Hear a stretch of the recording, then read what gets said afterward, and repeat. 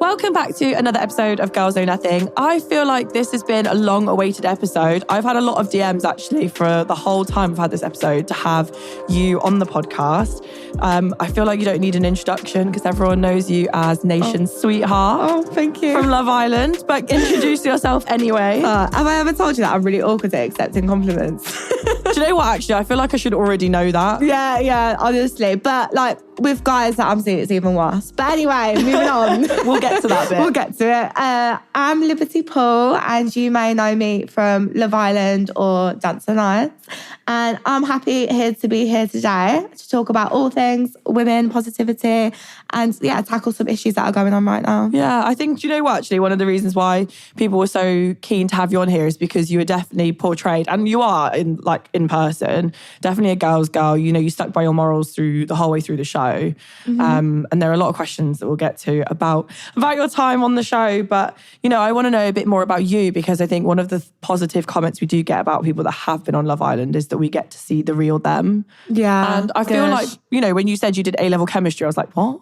I want to know about you. Like, what was young Lib like? I feel like I've always been like quite switched on in terms of like I'm quite emotionally like intelligent and stuff. I will say that I'm probably not street smart and I'm not good at DIY, but we've seen that. We've seen that. With emotional intelligence and stuff, like I'm good at that. And obviously throughout school, I was classed as like academically smart. So I was actually the top girl in my year for grades. And I got pupil of the year, and I was the top girl in my whole year for grades. I got 9 A's, an A star, and a B. I think, do you know what is really weird? When we did that like Mr. and Mrs. game and we like everyone found that out, they were like, what? Yeah, I know, it's a shock. But you know what it is? When people know, it's like my personality doesn't match my like it's very legally blonde. It's very legally blonde. I am literally like, she's me, I'm her. Like it's very legally blonde, because I think people assume because I'm a bit ditzy and like a girly that I'm not going to be smart, which is stereotypes. And even like when I was in a work setting at Nando's, I would just be like sort of dismissed as like, oh, you didn't get them grades. And it's like, no, I did. Do you know what I mean? So yeah, like obviously at A-levels I'd done biology, chemistry, psychology. Now A-level grades weren't as good as my GCSEs because I found out what partying meant with the girls at college. So yeah. But what did you want to be growing up then? So I actually wanted to be a paediatrician. Okay, interesting. I would never have had you down as that. A doctor specialising in like children's needs, because I always like love kids, like growing up and stuff. And I always like obviously was really good with them. And I wanted to be a doctor. But at that time, I feel like when you're at school and stuff, you have all these pressures of like, what do you want to be when you're older? Every week, it's like, what am I working towards? What do you want to be when you're older? And you get sort of made to feel in school like if you don't get these grades, like you will not succeed in life. Yeah. Like almost like it's be or end all. Yeah, I get what you mean. So for me, obviously, I just was like, okay. And I had doctors writing as well. Like my writing's awful. So I thought it's meant to be. Written in the stars, that. Yeah, so obviously I done that. And then I just lost the passion for science at A-level, and I didn't really know where I wanted to go. And this is going to sound really weird, but I'm a bit of a crazy gal, so I'm just going to say this. I had a dream one night. Right, every time I've ever heard you say I've had a dream, it freaks me out. It's awful. No, like Martin Luther King, I had a dream. Yeah. I had a dream, and Simon Cowell was in this dream. Oh God. Okay. Right, go on. And basically he was like, you need to do like marketing. It was so weird. And then after that, I woke up knowing that I wanted to do like marketing. It was just, I love that. Simon Cowell in my dream told me to do marketing. I know. So basically then I went to uni and I did marketing for 2 years, and I loved it because I feel like I got to like use my creative side as well. And it was something that I was like passionate about. And then I was like, obviously COVID hit. And I'd always considered maybe doing Love Island. Like people say, oh my God, you should do it. Like you'd be good on it. But it's one of them things that you're like, yeah, it's never going to happen. Do you know what I mean? Yeah. Like, you can say that, but it's never going to happen. And I was visiting my mum because my mum lives abroad in Abu Dhabi. I got a message from management basically saying, would you be interested in going on Love Island? And obviously at the time I was like, you know what? I'd come out of like a long-term relationship. So I would never have done it before that because I was in a relationship with someone, which was quite long-term for an 18-year-old. It was like 3 years, Oh my something God, like okay, that. yeah. On and off for like 3 years. So obviously I come out of that. And then I just felt like, you know what? Like, what have I actually got to lose? Like, why not just go for it? So I remember doing my audition tape in like the January of 2021, and I'd put on my Nando's uniform and I stuck like a periometer on my wardrobe in my room. I feel like I've seen your audition video actually. You know what? I lost all this content on my phone, so I don't know if I still have it. But it was like, obviously, you know how it goes from like lemon and herb to extra hot? Yeah. And I was like, oh, all the guys I've dated in the past have been lemon and herb. I need an extra hot guy in Love Island and all that. And I think that's the key. Like, you need to make it personal to you. Don't try and be like anyone else. Just do what feels right and suits you when you're doing like an audition tape. And I thought, I'm going to send it off. And I was like optimistic, but I was being realistic. I was like, I'm going to hope for the best and expect the worst. Yeah, because we remember there's so many people that apply. So many people, like so many people. And I just went through like the process bit by bit and I was like, okay, cool. And then, like obviously I got the call to be like an OG and I was ecstatic, but I literally feel like I'd been plucked from thin air. Do you know what I mean? I never was an influencer before this.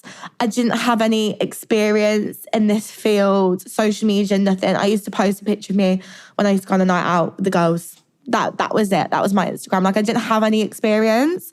And I literally feel like, oh my God, like I'm literally a waitress at Nando's in Birmingham and a marketing student. Like I'm such a random person. Do you know what I mean? But I got picked and it was just like mad. And then obviously I just went on thinking, I'm just going to do it for the experience. I know like people say, oh, well, you know what? I did it for the money or I did it for this, I did it for that. I generally did it just for the experience of it being like, you know, wow, this show that you watch and then, you know, I watched for years before and what it's going to be like. And I thought I'm going to go on and if I'm out in a week, I'm out in a week. But at least I can say it was an experience and I did it. And then I went in, obviously like met Jake, got on with Jake at the time and then just thought, and then cracked on with it. And it was nice because I think for me, at that moment in time, I didn't have a lot of self-esteem. Yeah. Coming out of a relationship where, like, obviously I got cheated on and maybe a few comments didn't make me feel the best about myself. So, like, to just know that the public supported me and I had just been myself was such a huge compliment. And it's just so nice as well because in there you do doubt yourself because you get advice from people. But in the back of your head, you are thinking, okay, are you giving me this advice because you're being genuine towards me? Or are you being manipulative and you're in here for a game? Yeah, you do 100%. think that? So at the time I was like, that was what I found hardest in there. So, but I just went with my gut instincts. And then to come out and sort of have what I was feeling in there and my gut instincts confirmed, it was almost like, okay, Lib, like, you need to fucking, sorry. That's all right. Drop that out. You need to like trust yourself more. Yeah. And believe in yourself more. Believe in like, you know, your gut instincts, believe in who you are more. And it just proved that to me. Yeah, I think one of the biggest things that I did want to talk to you about is what life is like after Love Island. Obviously, we've seen a lot floating around social media and online about the realities of being a reality star. And, you know, you said people always doubted how intelligent you are. Yeah. I get it now. So, like, even when I do press interviews, you know, I had a very well-established career before going on Love Island. Like, you know, you were very academic. Do you ever find that people automatically assume that you're stupid because you have that Love Island label? Yes. I feel like people that go on Love Island sort of have stigmas of looking a certain way and being a certain type of person. I feel like the key thing from Love Island and things in general is that you cannot categorize a person to a stereotype or a person to a certain way of life because so many people have so many different aspects for them. And yeah, I'm ditzy, but I'm also switched on. Yeah. And everyone has different sides, so you can't just be like, oh yeah, they're like this and they're like that. Like, people are so individual and have so many different sides and personality traits that it doesn't work like that. And I feel like, yeah, like obviously coming out of Love Island after the show, I went in at 21. Do you find that was very young? In a way, at the time I thought I was grown up, but looking back, yeah. In terms of, I'd only had one relationship. I hadn't really had that much life experience. I've had to learn, so like this industry has made me grow up fast. Like, as in, I went from being naive and trusting in everyone and an oversharer with everyone. Don't I know that? Yes, I am an oversharer with literally like every person, to literally having to wisen up, almost being forced to like, get with it, Lib, come on, wisen up now. And being strong as well, because I feel like I was quite fragile. I was a bit of a people pleaser. Not people pleaser, but I didn't like to hurt people's feelings. And I always like to keep everyone sweet because I'm not a confrontational person naturally. So that's how I was. But now, a year later, I've definitely grown up and matured a lot in the way I think and stuff. And I feel like because I've gone through so much in a year, that's definitely done that for me. Yeah, because I can imagine the sense of responsibility or the pressure you feel when you come out of a show like that and you left with 1 million followers, or was over 1 million. Did you feel the pressure to be able to live up to like what Love Island expectations are post the show? Yeah, I feel like because I was like so busy coming out, like I was training for that. So the first month was mad. And then straight in October, I went to training for Dance and Ice 5 times a week, every day, which I don't think people realise how much the training is for that. So I was doing that like Monday to Friday, every day. Then even on my day off, I was doing like brand work and stuff. And I was just constantly busy doing the next thing, that my head was always like, go, go, go. And I didn't have the time that like maybe other people have processing coming out to think, right, where do I want to go with this? I've got this platform. What do I want to do with this?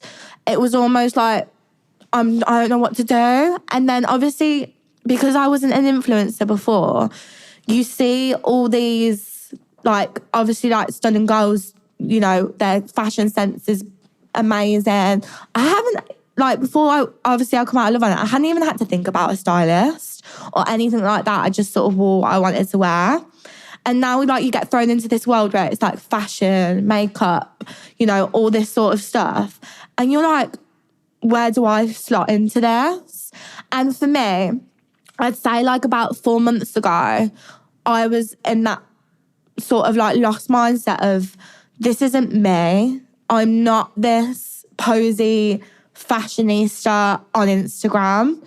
So I had to really like do some like soul searching and go back to my roots after being busy and being like, right, what do I want to do with my platform? Where do I want to go with it? Who am I? Do you know what I mean? Like go back to my roots and stuff. And I feel like now I'm in a position where I know who I am, I know where I want to go, and I know exactly what I want to do. But it took that moment of busyness and calming down from that for a second to think, yeah, this is the direction to go in. So a lot of people always say that, you know, when the next Love Island has come out, because the work dies down, because obviously the next best thing is out. Yeah. It takes a toll on their mental health because their work's dipped. Do you feel like it was actually beneficial to yours? I feel like when obviously the next Love Island come out and stuff, you do get work come about still. So for me, it wasn't a worry at that time financially, but it was a worry at that time about longevity. Okay, yeah. In my case, because I was thinking, okay, right, I've made like obviously good money, which I didn't go on the show for, but I'm really grateful that that was an opportunity for me to do. But in the long term, I was thinking, what's going to go on next? And you do sort of think about like your next jobs and stuff. And I guess in my case and stuff, I was thinking I need to get a direction sorted of, because when you come out, you do get things thrown at you and sort of handed to you on a plate and stuff. Yeah. And you need to think about what direction you want to go in and what you want to do with your platform. So for me, I'm just literally taking it back to my roots and thinking, like, what do I want to do? And I definitely want to do more stuff that is linked to me, like being a girl's girl and showing girls as well that you don't always have to be dolled up. And that's why I've sort of been a bit more vocal about that recently on my social media, because coming out, that was a thing for me where I felt like, do I have to be this new glam celeb all the time as such? And that's a pressure that I dealt with myself when I feel like Instagram now needs to go more down the route of, this is me, this is what I'm up to, like, and to show girls that you can have normal natural days. Or that's why I'm trying to just show people like me eating foods, me with the sparklers at bonfire night. Lib's mukbang channel coming soon. Yeah. Just because I feel like you need to see that. It's not every day. Here I am looking 10 out of 10. Sometimes don't I know that. I've got like a cough, you know what I mean, right now, currently. It's not COVID, but it's a cough. And you're not on form all the time. It's okay to be like that. So yeah, that's definitely what I want to do more of. What's your ideal thing? Like if your manager phoned you right now and said, I've got this for you, and it's your dream thing, what would it be? Okay, I would probably say that my dream job role, I'll be open and honest, I would love to do sort of like presenting. Okay, any particular show? I feel like I just see myself as like a girl's girl. So any like girly TV, like reality TV. Isn't there that makeup show that's on like Netflix? I can't remember what it's called. I'm not that good at makeup. I don't think some of the people that host it are either. Okay, that's all right then. I could see you being on the panel of like RuPaul Drag Race. Yes, I love that show or something like that. Because you know what it is about presenting? It's like sort of a profession where you have a routine. And as a disorganised girl, I feel like I need more routine in my life. Yeah, I can vouch for that. When I tell you that Lib was the most annoying person to live with. I am. Even my friends at home say it. No one can live with me. I'm that messy.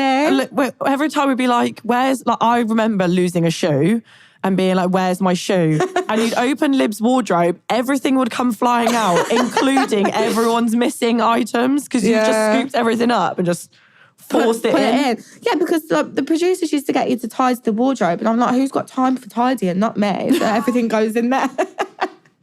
I was going on to the topic about when you were saying how you want to encourage people that they don't feel the need to be glammed up all of the time. I do feel like when I was Googling you, which is also a very weird thing to say to somebody, it gives me the ick when someone says it to me. So sorry. It's fine. But like, I feel like you get a lot of unfair stick about your natural image. You think? Yeah. I think you do. Like when I saw the videos you put on social media about being told that you fell off after Love Island, I think that was that's a horrible thing to experience. Yeah. If you're not on a show. I feel like because, like I said, with Love Island, people assume that you're going to be like UK's next top model. Like, obviously, being on Love Island or whatever, people assume that, attractive people are the only people that get selected for Love Island, etc., etc. And I feel like people expect you to be UK's next top model. So, like, the moment that people meet me in person, they will always comment on my looks and weight. Every day of my life, I get told, oh my God, you're so much skinnier in person, or you look so much better in person. And immediately, as a human being, my natural thoughts go to, what the hell do I look like on TV? Yeah. And it just makes you feel like insecure about what you look like on TV, because I'm thinking, every day of my life I'm getting told I look thinner or better. Do you know what I mean? And I feel like people might mean it in a nice way, but it does make you sort of like naturally conscious about stuff like that. And everyone's seen me with no makeup on TV, and I'll get told many times by, like, obviously people I know, oh, you're so pretty without makeup and this and that. But obviously there was an occasion when I went to the airport where I did get quite bad verbal abuse. Who goes to the airport in like heels and full glam? Sometimes I have, to be fair. I was like, if anyone's going to have done it, it's you. It is. But that day, I just wanted to go and because we was going out on the night, so I wanted to do my makeup when I got there, because we was arriving nighttime. And I literally just wanted to go out, like, no makeup, hair up, like I'll just do it. I had no fake tan at that point, like, just completely, like, natural self, no lashes, nothing. I should be able to go to the airport, have a pint of Coca-Cola, full fat Coke, before going on the plane, and have no dramas. Do you know what I mean? When you said have a pint, I was thinking, all right, Liv, like, what happened to you? A pint of full fat Coke. I'm more of a cocktail girl, but I do like a pint of full fat Coke. And I should be able to sit there in the airport at Wetherspoons with my pint of full fat Coke and be like, jolly, holiday, jolly, you know what I mean? Yeah. What they call the holiday hypes. They have the holiday blues, but I'm calling this the holiday hypes. The holiday hypes in the airport, and be jolly and doing this. I literally got shouted at going, Liberty from Love Island, in the airport, and going, oh my God, what happened to you, babe? You've gone downhill. catfish, all this sort of stuff.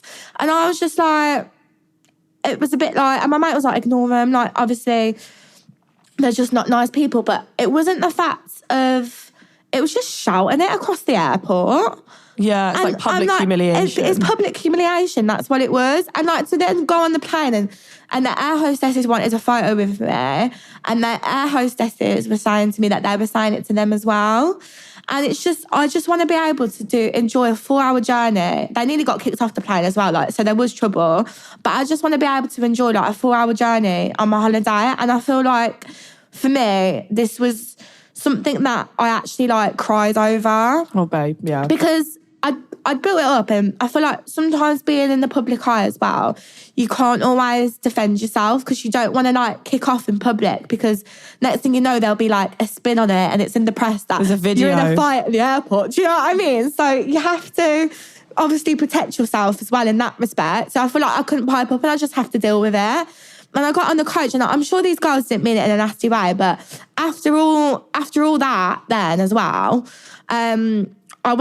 I was going on out the airport, and these girls pulled me over. Like, can we have a photo? And they were like, yeah. They're like, don't worry, we follow you on Instagram, put a filter on you. And I was just like, it's just so unnecessary. Like, and I think after all that, it just got to me then. And it did make me cry. I remember crying on the coach, because I just think, like, I'm like 23 years old. I'm still learning about myself every day. I'm lucky to be assured and I know who I am at this age, but I'm still growing as a person.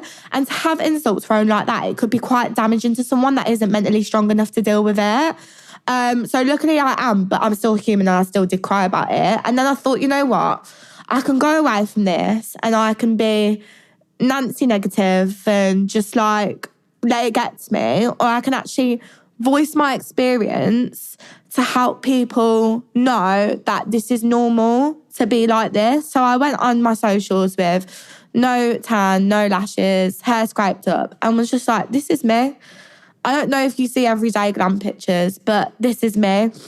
And since that experience happened to me, it's inspired me even more to go down the route of being real, because at the end of the day, people liked me for being me and nothing else but me. People like me because I was a girl's girl, because I was genuine, because I was a real person, which I still am. So me posting these like posed images of me looking glam, and don't get me wrong, I am a glam person. I am. Oh, I've seen them heels, babe. Yes. We all know it. The 6-inch. Yeah, literally. I brought in the 6-inch, the neck breakers. We all know that. But at the same time, like, I'm just a normal girl. I really am. And I think it's important for people to see that. So that's why now with my Instagram, I'm going down the more of the route of being wholesome. It's really weird because I don't feel like blokes would ever shout that at another bloke that was on the show.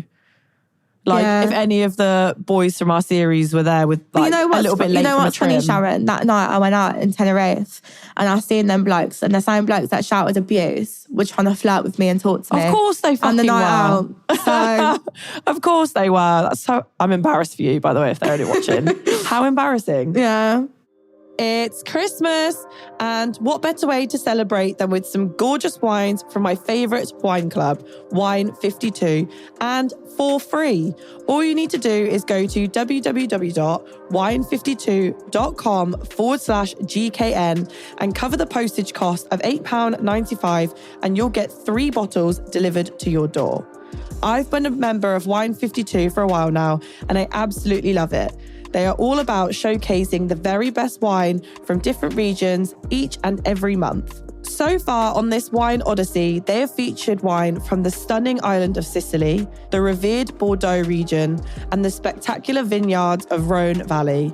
From zesty Sauvignon Blanc to vibrant full-bodied reds, experience the wonderful world of wine with the UK's most exciting wine club. Grab yourself this treat in time for Christmas so you can impress your friends, family, and dinner guests with an incredible cast of beautiful and unique wines that you won't find anywhere else. You have the choice of mixed, red only, or a white only case. Also included is a glug magazine which delves into each region's wine, culture, and 2 tasty snacks as well. After your free case, you'll join the monthly wine club with no minimum commitment. If it's not for you, pause or cancel at any time. So remember, that's www.wine52.com/GKN to claim your free case of delicious wine today. So I know, when you were talking about how in the public eye, you sometimes find it really hard to defend yourself. We're seeing a massive increase of thefts and quite violent crimes happening to people in the public eye. And I think it was summer this year, both you and Kaz were in the US, and there was an article or a fair few articles about both of you being held at knife point while in the US. And obviously I'll let you explain how it made you feel at the time. But I read an article and you said it made you reevaluate life. It did. It really did. So obviously me and Kaz was on holiday with each other, and my granddad said to me, whatever you do, Libby, do not go downtown LA. Right? So my granddad gave me a warning beforehand. So you went downtown LA? So I went downtown LA. No, but basically we knew some friends out there. Okay. And they invited us to dinner at their penthouse in downtown. And the Uber driver didn't speak very good English, and he dropped us off at the wrong point. So we had to walk up. Now me and Kaz are walking through downtown LA with mini skirts, heels, net breakers, as you called them, everything. And we were just walking. And obviously we're tourists, so everything looks beautiful to us. Everything looks beautiful. It's fresh on the eyes, never seen this before. Yeah. So there was these lights in downtown LA. We were beautiful, gonna film it. So I'm literally there with my phone out, filming the street. And it's this woman come out of nowhere. It was actually it was bizarre. And she was like, you filming, this is I'm going to swear. That's all right. Okay. Carry on. She was like, are you filming me, bitch? Like this. Oh my God, okay. And I was just so confused because imagine my camera's here. Yeah. And this, So destroy the set. Imagine my camera's here and this woman's coming from this direction. Right, okay. So it was just a bit what? And me and Kaz were trying to process it. We were what is going on? And she was getting more and more aggressive basically as she come closer to us. And she was like, I'll fucking kill you. I'll kill you. And basically, she was rummaging for a bag and she got this knife out. And at this point, me and Kaz were luckily, she dropped the knife. Okay. So at that point, as soon as she dropped the knife and I seen this knife on the floor, I was literally looking at Kaz. And when you're fight or flight mode kicks in. So my fight or flight mode kicked in and I was literally Kaz, we need to run. And these two lads luckily come over and started having a go at this woman. Now, I think she was either mentally ill or on drugs because the way she was acting was just so paranoid and almost schizophrenic in terms of she was very just very out there, and I don't think she was actually in control of her own mind at the time. She was just really aggressive towards everyone that was going past. So obviously me and Kaz, I said we need to go. So I start running down the road. And Kaz is behind me, but I can see that Kaz is still trying to process everything that's going on. Yeah. And I'm like, Kaz, let's go. We need to go. The woman's got a knife. It's not safe. So my first initial thought was, let's get us to a safe security point ASAP. I run up to this couple and I'm like, please, please, please. We've just had a knife pulled out on us. Can you call the police? No, sorry, I didn't say that. I said, please, please, please. We've just had a knife pulled out on us. Help us, sort of stuff. Yeah. And they literally turn around and goes, call the police then. So I don't know if it's a normal occurrence in LA. They wasn't helpful. They just sort of looked at me why are you bothering me? More than wanting to help. So I ran into an Apple store and I told the security guard. And me and Kaz went in there and she was walking past and then I just seen all these police people go in. So I feel after that, I think she got arrested. But then the security guard helped walk us back to the apartment. But that wasn't what changed the way I looked. It didn't. So after being that whole happened, me and Kaz didn't process it properly. We sort of just got straight to the dinner and carried on because we was what just happened? We was in disbelief. And obviously I put it in my friend chat, guys, this just happened. I just wanted to let you know I love you all. Message my mum, message my family, because that's the first people you think of. And something like that happens. And my best mate rang me straight away, going, are you all right, Lib? Are you okay?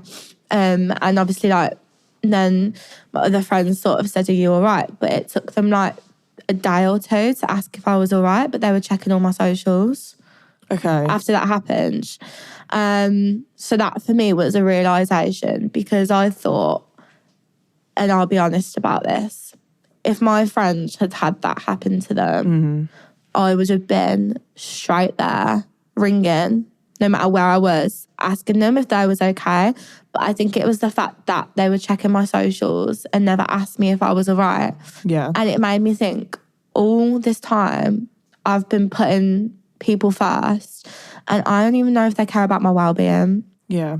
Now, since then, I've sorted this out. But I think that was that changed me. Yeah, because I remember when the article first came out and I rang both of you. And to see if straight it was away. okay. But I'm going to get emotional about it. oh, babe, don't. Because I'll start crying as well. Because I'm ill. I'm very it makes me feel emotional. But I do think that massively changed me from April 2021. In terms of, I just thought I really need to start putting myself first and putting my interests like first more, because I just feel like I've always been a giver. Like I've always given people like 100% and always moved towards them with genuine intentions, and I've always been the best friend to someone that I possibly could be to people. And as I've gone through life, I've just realised that people just aren't the same back.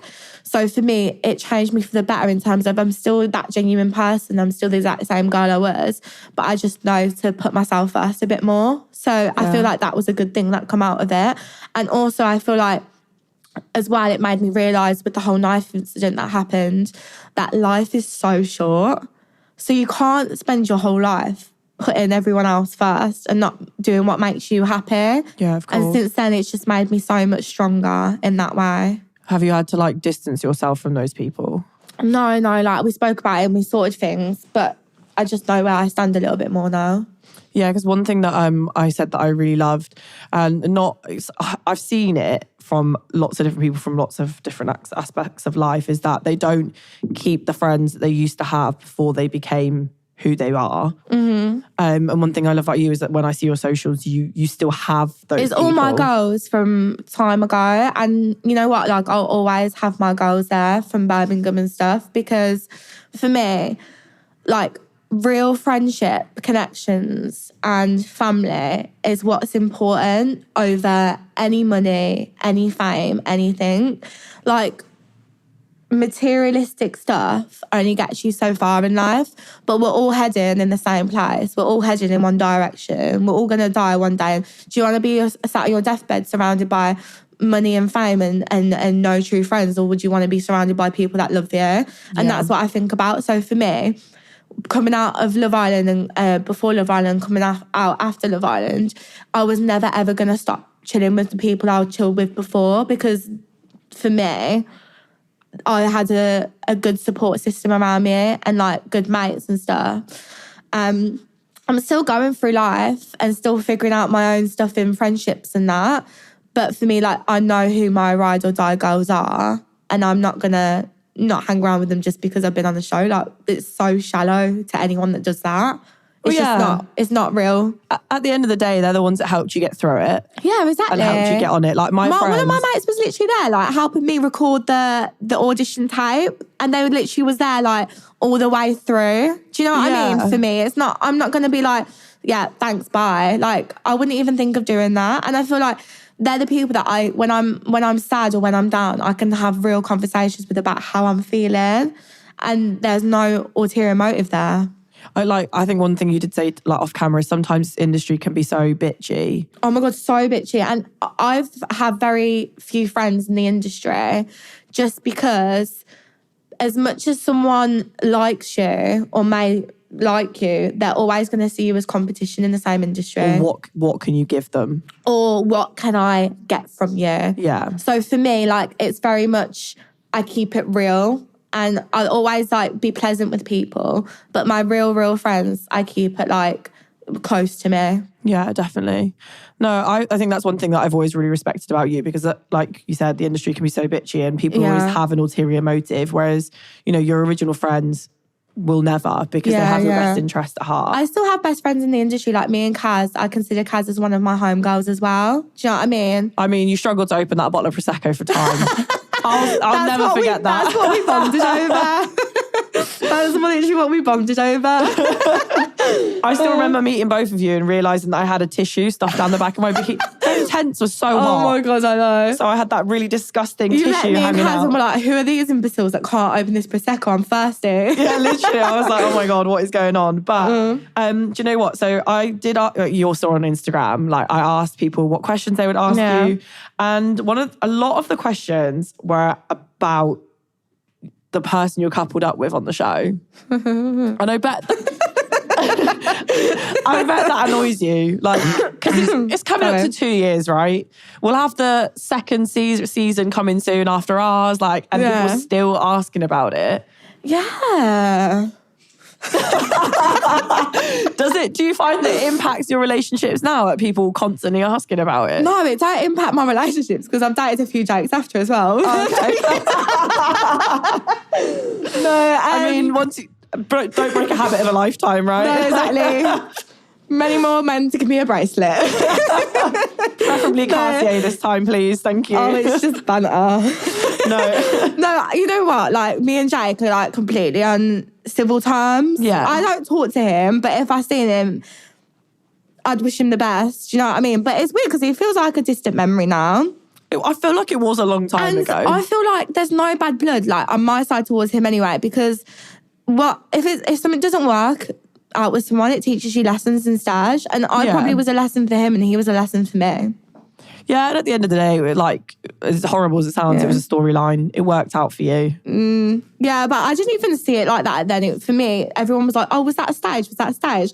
And I was like, no, like I generally went down to the fire pit because I was gassed that my boyfriend just told me he loved me. Like, that was not a stage. To be fair, like, when you're in it, it's not. But because I was watching it, I was like, this is mad. Because obviously I'd been in it with you guys. You'd only seen us happy. Yeah, so I had a very different view. Because like when we were in there, we were like, you two were like the couple to look up to. I didn't even realise how often he was calling me his girlfriend. I didn't realise that. I did see a lot of like skits of it being made. So it was quite interesting. But I remember him saying that to me, but I was just like, yeah, I know. Do you know what I mean? Yeah. Like, I don't think the editing really helped, to be honest. But do you know what? Like, so I did get a lot of questions that are, look, these are just the first 3 pages. So I got a lot. A lot of them were, why is she so fit? Thank you. Loads of things like that. In the DM. Yeah, I'm joking, don't. I don't know. I don't, so I won't reply. One of them was like, are you and Lib friends? No, we actually hate each other. Yes, we don't talk. Sorry. One of them was that, so I feel like this is a question you would be very good at answering. Okay. So a girl said that her bestie went from being very needy to being very distant and she doesn't respond at all. What should she do?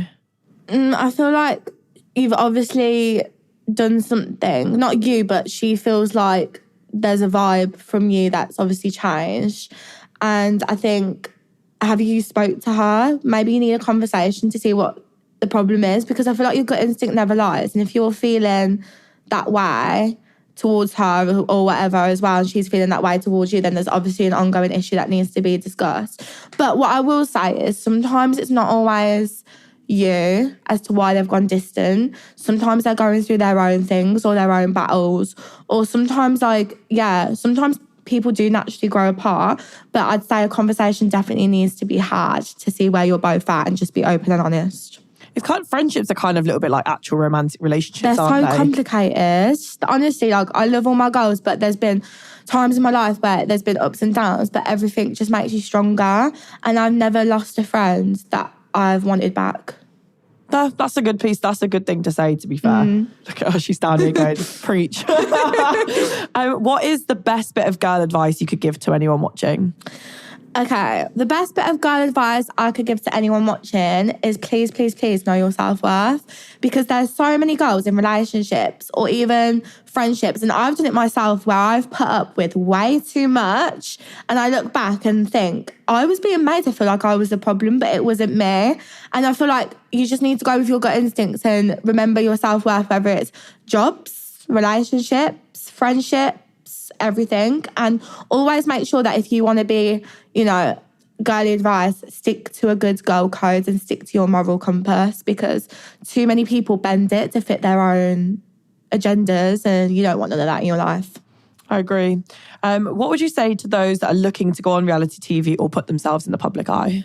I would say that obviously always go for your dreams. And if it's something you want to do, then you should just go for it and believe that you can do it, because it's all about a mindset and nothing is impossible. However, not everything's as glamorized as it may seem, and you need to be really mentally assured in yourself, and you need to be strong and have a good support system around you, because with every great blessing comes great burdens and responsibility. Oh, you literally quoted Spider-Man.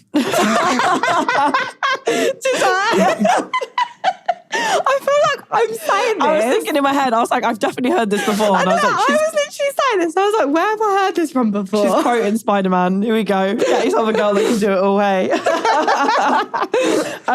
What do you think has been your favourite opportunity after being on Love Island? Okay, I think my favourite opportunity has just been meeting so many different people from different walks of life.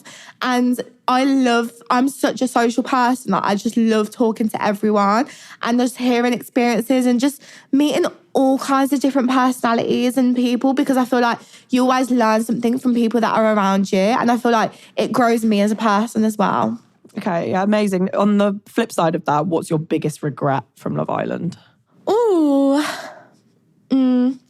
I feel like in my journey on Love Island, I actually grew as a person, because that was the first time I ever said no to someone. As in, no, I'm not standing for this, because before that I'd put up with so much. So I feel like I grew so much from that, and that was the start of my strength. But admittedly, even though I'm only human, I still doubt myself sometimes, and I still think I could be more confident in myself. And that's a journey that I'm still on, which started with me walking away that time. Yeah. So I'm still on that journey. So not as much a regret, but I'm still learning that.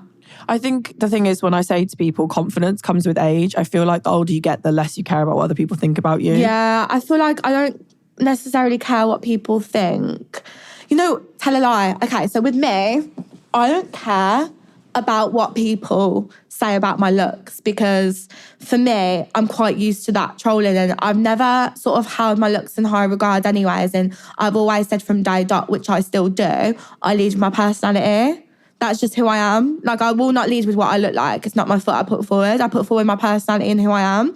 So I feel like I don't get bothered by what people say if they say you're ugly or you're this, that. But when someone says you're a horrible person, I'm bothered, because no, I'm not. Do you know what I mean? The tone of voice changed just then, so you can tell. She literally went proper Brummy then, I'm bothered. I'm bothered, because I'm not. So I feel like that bothers me more. So I need to, I'm still learning. We're all human. We're all still learning. We're all still on a journey. I agree. So the final question I'm going to ask you is, what would you say to somebody in your past or someone in your future that doubts your success based on the fact you're a young woman, that you're currently blonde, and you might switch it up soon. Yeah, and that you were on Love Island. Okay, so what do you mean? So what would you say? We got distracted by the hair. So what would you say to people that doubt your capabilities to be a successful woman? Oh, okay. So if I was to speak to my younger self, I would say stop crying over this dumb boy and leave the relationship sooner, because you've got a future ahead waiting for you that's brighter. If I was speaking to my future self, because I actually feel like I let someone affect me quite a lot on how I felt about myself, so I would never do that again. If I was speaking to my future self, then I would say, you've got this, but keep going. Because I always strive for more. I always push myself, and I'm ambitious, and I've always been very work driven. So I feel like even when probably I'm at my point where I think, I've done all that I've wanted to do, I'll probably still say, what's next? It's just built in me, that ambition and drive. I don't think that's a bad trait to have, though. No. It depends. You got to let I yourself am rest. always very much like, what's next? But I'm like that when I'm getting out the car. I forget my keys all the time because I'm like, what's next? Do you know what? Someone did ask me, like, where are your car keys in the Instagram Q&A? And I was like, what? Really? Yeah, I think they're talking to you. Me? Yeah, do you always lose your car keys? Yes. Okay, that's to you then. I was like, what? That's me. But thank you so much for coming on, for being completely yourself and completely honest. I could see you tearing up a couple of times over there. I was like, please don't cry. I feel like, when you feel like you've bared your soul, because I have been honest today, Yeah. and I just feel like I've got everything out of my chest that I wanted to say. And hopefully this helps people out there, my experiences. To be fair, I'm grateful for you coming on and bearing your soul. So thank you guys. Thank you for having me.